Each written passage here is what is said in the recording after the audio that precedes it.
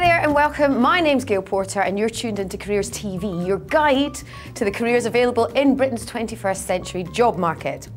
So far, our careers locomotive has taken you from construction and engineering to finance to law, careers in the environment and science and technology. We will shortly be arriving at careers in architecture. Please make sure you have all your belongings with you when you leave the train.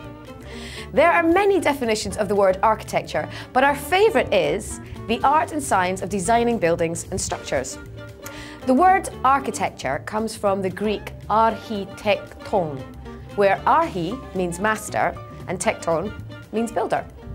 The first of history's great builders were the ancient Egyptians, with the creations like the temple complex at Karnak and the Great Pyramids of Giza, standing the test of 4 and 5 millennia respectively. Those feats of early architecture took decades and entire cities of slave labourers to complete, with stone structures usually hewn out of monolithic rocks and levered into place using fantastic manpower. The Greeks and Romans can be credited with taking architecture to the next level with the development of standardised craftsmanship, the use of cement, concrete, and the first instances of the masonry arch. In the following millennia, architects honed and adapted the breakthroughs of the classical period and adapted their own generational styles, from Gothic in the Middle Ages to Baroque in the Renaissance, to the neoclassical and neo-Gothic revivals in the 18th and 19th centuries, to the hundreds of divergent architectural expressions of the 20th and 21st centuries, from Art Deco and Art Nouveau to deconstructivism and even blobbytecture. The game may have changed completely since Iktinos, Callicrates and Phidias took hammer, chisel and slave labourer to the Parthenon. But the key player is still the same. An architect is essentially a person who translates a user's requirements into a built environment. So why be an architect? The wonderful thing underlying all aspects of the profession of architecture is that underlying creativity that runs all the way through your daily life, really.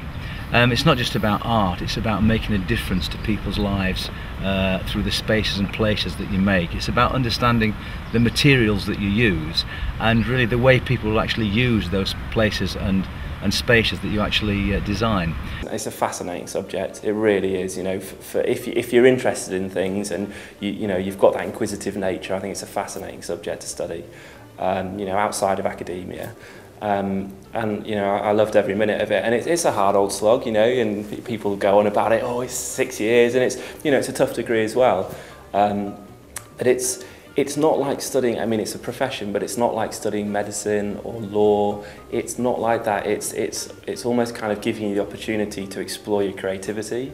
So it's very different to other professions, but I think it's important to have that creative edge to you. I think that is an important skill, because the opportunity of having 6 years at university allows you to develop that. I think that's what architectural education is about. It's about exploring new ideas, learning things, and being creative, being original. I think that's the key, really.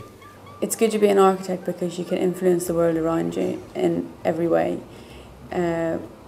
We shape society in a physical sense and create buildings that everyone around us can appreciate and use. So you've decided that architecture is the thing for you. You've bought a set of 20 colour pencils and bought the black and white poster, you know the one, the workers having lunch on the beams of a half-built Empire State Building. With those vital steps behind you, you should think about how best to prepare yourself for a career in the industry. Qualifications are always a good starting point. Now you've got the right credentials, the only thing left for you now is to get your application on. But even with a string of letters after your name that'd make the MI6 suspect that you were trying to get a coded message to Osama, firms are not going to hire you unless you've got the right mix of qualities. So what do our architects think makes a good applicant? To be an architect, you really have to possess many skills, but you should really have a passion for people and for the built environment. However, once you get into practice, it's really important to have a diversity of skills, and a lot of those surround about not only the typical things such as being imaginative and those design skills, but also being very good with people and also having really good communication skills to talk to not only colleagues and other professionals, but also to clients as well. It's also really important to have good kind of spatial thinking and design ideas, but it's also just as important to have aspects of leadership and responsibility, because those are really important in the day-to-day running of each job.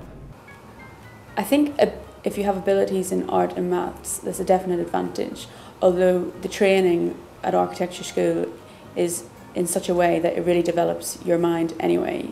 So even if you start and you're not that way inclined, I think the training really starts to develop your skills and your way of thinking, more importantly. So it's not so important to start off with. In terms of a good applicant, obviously design skills are vital, but if you haven't got a good attitude and you're not willing to learn, that's not going to help you greatly. So we look for attitude and application, a willingness to learn, because at the end of your college training or university training in architecture, there's still an awful lot to learn. Every one of us in a field as broad as architecture needs to learn every day, and if you don't have people that are willing to learn and want to learn, you won't get on very well. So you need to demonstrate that. You need to marry your skills and the things that you want from your career with the job that you want. So you need to work out what you want to get from your career, which aspects of the architectural world interest you, and try and make sure that you marry them with an employer that is like-minded, that will allow you to develop. What makes a good applicant for me is one that's really enthusiastic. I generally don't see an applicant the first time round, so they've generally been seen by Rob or Nick first, so they've gone through the portfolio and established a reading level of competence and design. Although I want to see their portfolio, I probably just have a quick look to get a flavour of what they're like. But for more, it's more about enthusiasm. Have they researched anything into the practice?